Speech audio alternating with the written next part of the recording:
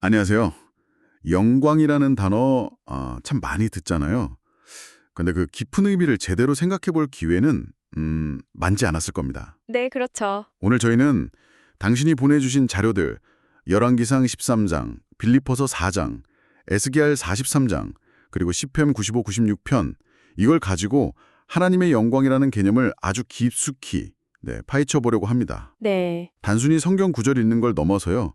이 본문들이 어떻게 서로 연결되고 또 어떻게 영광의 다채로운 면모를 보여주는지 함께 탐구해 볼 텐데요. 흥미롭겠네요. 세상이 말하는 그런 화려함이나 성공과는 다른 성경이 말하는 진짜 영광은 뭘까요? 오늘 이 시간을 통해 그 실마리를 한번 찾아보시죠. 자, 어디서부터 시작해 볼까요? 네, 시작하기 전에 영광이라는 개념 자체를 잠시 짚고 가는 게 좋을 것 같아요. 네네. 흔히 빛나는 거? 아니면 대단한 업적? 이런 걸 떠올리기 쉽잖아요. 그렇죠. 근데 성경에서 말하는 하나님의 영광, 히브리어로는 카보드, 헬라어로는 독사라고 하는데요.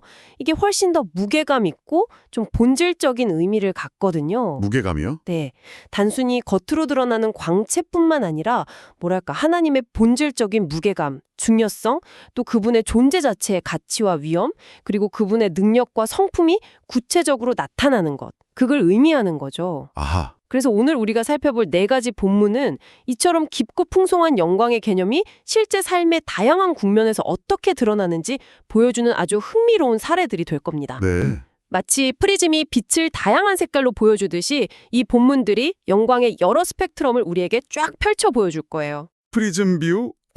아주 적절한데요. 영광의 다양한 색깔이라니 기대됩니다. 네. 자, 그럼 첫 번째 프리즘. 열왕기상 13장이군요. 이거 읽어보면 정말 극적인 장면이 펼쳐지죠. 그렇죠. 유다에서 온 이름 없는 하나님의 사람이 북이스라엘의 초대왕 여로보암이 직접 분향하던 베델 제단 앞에서 예언을 하잖아요. 네, 바로 그 앞에서요. 제단아 제단아 여호와께서 이와 같이 말씀하시기를 하면서 요시야 왕이 태어나서 그 제단의 제사장들을 제물로 바칠 거다 이런 예언을 하죠. 네, 무서운 예언이죠. 근데 그 증거로 제단이 막 갈라지고 재가 쏟아지고 심지어 그걸 잡으려던 여로보암 왕의 손이 그 자리에서 마비되기까지 하고요. 정말 강렬한 사건이에요. 여기서 나타나는 영광은 어떤 모습일까요? 여기서 주목해야 할 점은 이 사건이 벌어진 배경입니다. 배경이요? 네, 여로보암 왕이 정치적인 이유로 백성들이 예루살렘 성전에 못 가게 하려고 베델하고 단의 금송아지를 만들어놨잖아요. 맞아요. 금송아지. 그리고 레위인이 아닌 일반 백성으로 제사장을 삼고 심지어 자기 맘대로 절기까지 정해버렸어요. 이건 하나님께서 명하신 예배 규례를 그냥 정면으로 거스르는 아주 심각한 죄였죠. 그렇죠. 바로 그 우상 숭배의 중심지, 왕이 직접 주관하는 그 제단 앞에서 하나님의 사람이 딱 나타나서 심판을 선포한 거예요. 그리고 그 말씀대로 즉각적인 징조가 나타난 거죠. 네, 제단이 갈라지고 손이 마르고. 네, 그 제단이 갈라지고 재가 쏟아지고 왕의 손이 마르는 이 모든 현상은 이게 단순한 기적이 아니에요. 거짓된 예배, 그리고 인간적인 권위, 그 위에 있는 하나님의 절대적인 주권, 그리고 그 말씀의 능력을 명백히 보여주는 겁니다. 아하, 주권과 능력. 그렇죠. 즉, 여기에서의 영광은 하나님의 말씀하신 것이 반드시 이루어지는 권능, 네. 그리고 거룩하심을 침해하는 것에 대한 단호한 심판, 이걸로 나타나는 거죠. 세상의 어떤 권력이나 인간이 만든 종교체계도 하나님의 말씀 앞에서는 힘을 못 쓴다. 그분의 거룩한 권위가 얼마나 무겁고 중요한지 그 카보드의 의미처럼요. 그걸 극명하게 보여주는 그런 영광의 발현이라고 할 수 있습니다. 그렇군요. 단순히 예언이 성취됐다는 그 사실 자체보다도 그 예언이 선포된 상황, 그리고 그 내용이 중요했던 거네요. 네, 바로 그겁니다. 우상숭배가 막 판치는 그곳에서 하나님의 말씀은 살아있고 반드시 이루어진다는 걸 그 무엇도 막을 수 없다. 이런 선포, 그것이 바로 영광이다.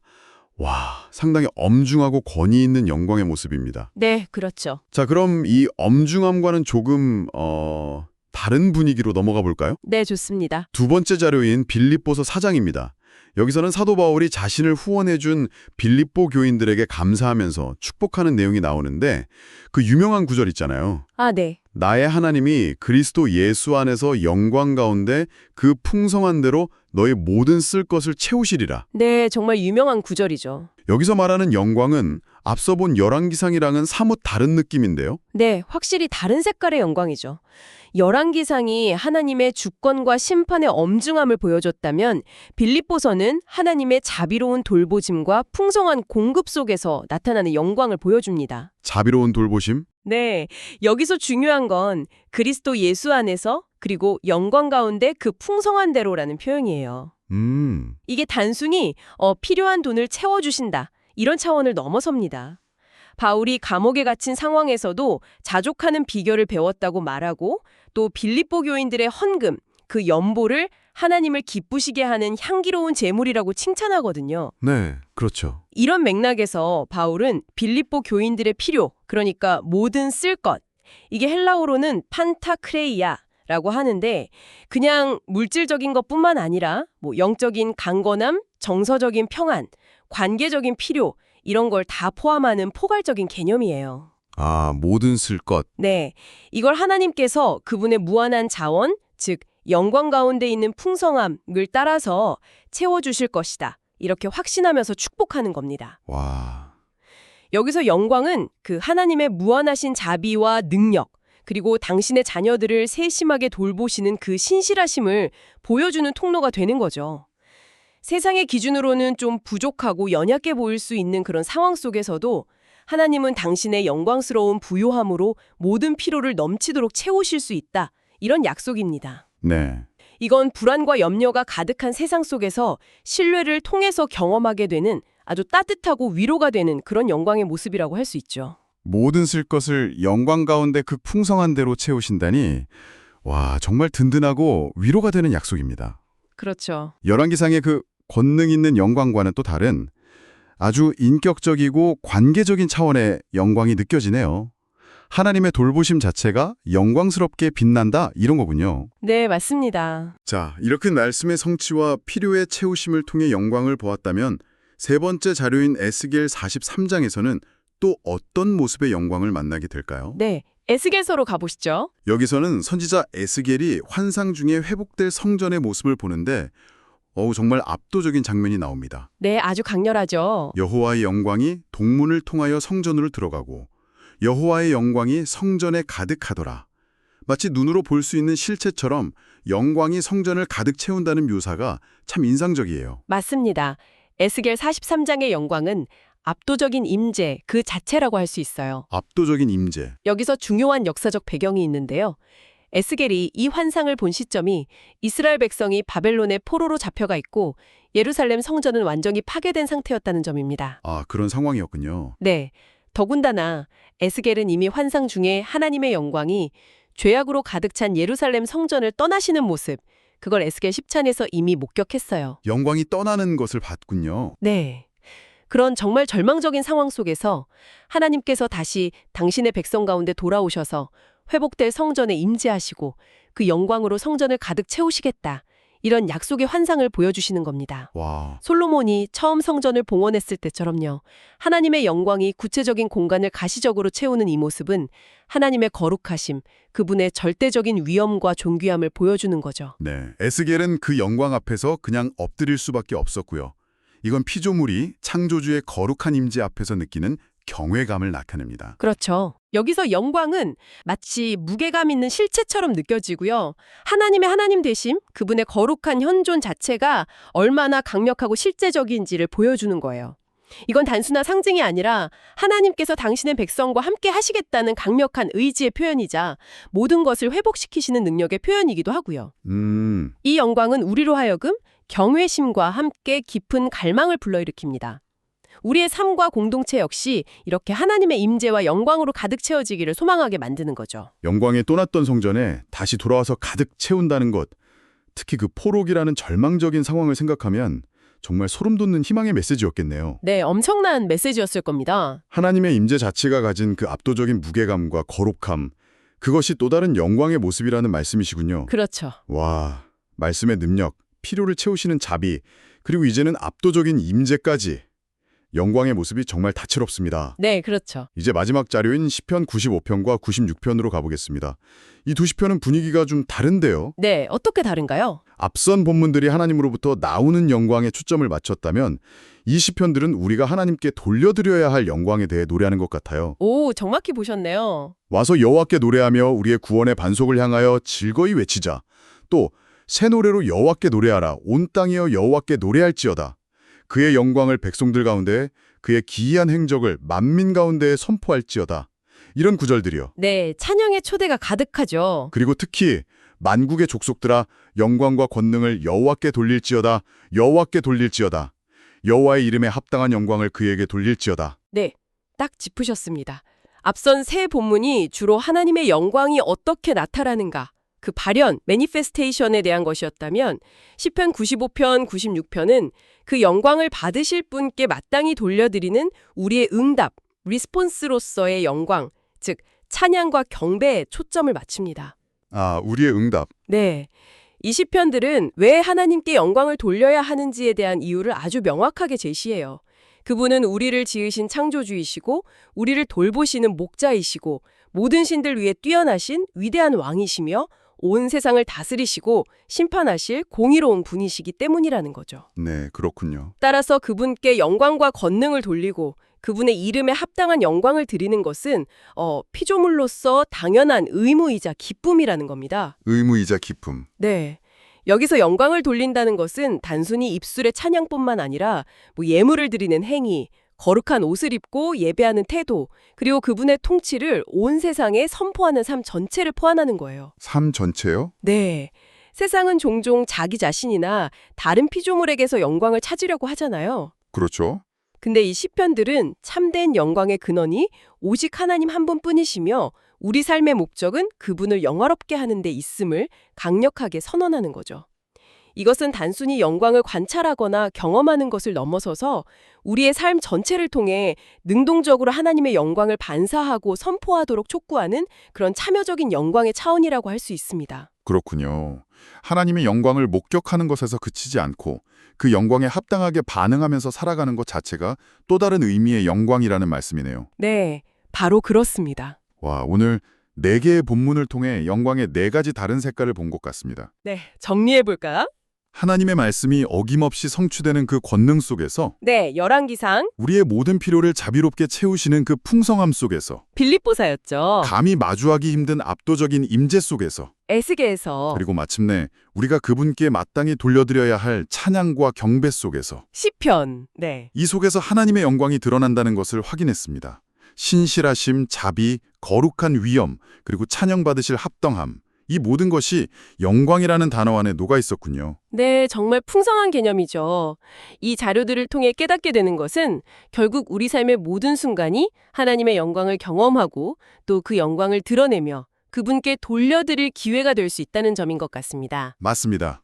오늘 살펴보니 4가지 방식, 말씀의 성취, 필요의 채움, 거룩한 임재, 합당한 찬양, 은 성경 전체에서 나타나는 하나님의 영광의 중요한 측면들을 보여주죠. 네, 하지만 이게 전부는 아닐 겁니다. 이 4가지 틀을 가지고 당신의 삶을 한번 돌아보시면 어떨까요? 아, 내 삶에요? 네. 예를 들어서 당신이 붙들고 기도했던 하나님의 약속이 예상치 못한 방식으로 이루어졌을 때 거기서 열왕기서에서 보았던 그 말씀 성취의 영광을 발견할 수 있지 않을까요? 그럴 수 있겠네요. 혹은 재정적으로나 관계적으로 어려운 시기에 누군가의 도움이나 뜻밖의 기회를 통해서 필요가 채워졌을 때 그 빌립보서의 약속처럼 하나님의 풍성하신 영광을 경험했다고 고백할 수도 있지 않을까요? 네네. 때로는 압도적인 자연 앞에서 혹은 깃튼 기도 중에 에스겔이 느꼈던 것과 같은 하나님의 임재의 무게감을 느끼면서 경외감에 사로잡힐 때도 있을 거고요. 그리고 시편 기자처럼 당신의 일상 속에서 만나는 하나님의 선하심과 위대하심을 구체적인 말과 행동으로 표현하면서 그분께 영광을 돌리는 순간들도 분명히 있을 겁니다. 정말 그렇네요. 영광이 아주 특별하고 거창한 순간에만 나타나는 게 아니라 우리의 평범한 일상 속 다양한 모습으로 스며들어 있다는 것을 깨닫게 됩니다. 네, 그렇죠. 오늘 함께 나눈 이야기들이 당신의 삶 속에서 하나님의 영광을 발견하고 또 그 영광을 드러내는 여정에 작은 등불이 되었기를 바랍니다. 네, 마지막으로 한 가지 더 생각해 볼 질문을 던져드리고 싶어요. 네, 어떤 질문인가요? 오늘 우리는 하나님의 영광이 나타나는 방식, 그리고 우리가 영광을 돌리는 방식에 대해 이야기했잖아요. 네, 그렇다면 혹시 우리가 고통이나 시련을 겪는 바로 그 순간 속에서도 하나님의 영광이 드러날 수 있을까요? 고통 속에서의 영광이요? 네, 성경의 다른 부분들을 보면 때로는 좀 역설적이게도 인간의 연약함과 고난을 통해 하나님의 능력이 온전하게 드러나고 그로 인해서 하나님께서 영광 받으시는 경우도 이야기하거든요. 아, 이 부분은 오늘 저희가 다룬 본문에서는 직접적으로 강조되지는 않았지만 영광이라는 주제를 더 깊이 탐구해 볼 수 있는 또 다른 흥미로운 길이 될 수 있을 것 같습니다. 그렇군요. 당신의 삶의 어려운 순간들은 어떻게 하나님의 영광과 연결될 수 있을지 한번 묵상해 보시면 어떨까요?